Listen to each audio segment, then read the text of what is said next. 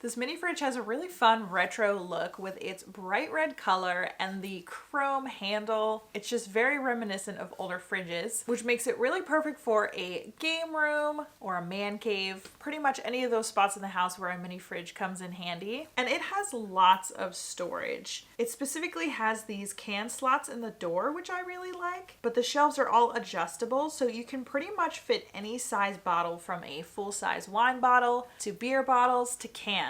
And it even has a drawer at the bottom that you can use for fruits or vegetables or whatever you'd like. I really love this extra touch that it comes with this bottle opener that is really easy to install on the side. You just loosen these two screws, put the bottle opener in place, and then fasten it again, and you have a built-in bottle opener, which just adds to the convenience of this mini fridge. The only other thing you have to install is the handle, which slides right in. And this mini fridge even comes with this little egg stand and an ice scraper. This is all the energy efficiency information on it, in case you're curious about that. But overall, I have been really impressed with how much you can fit into this mini fridge.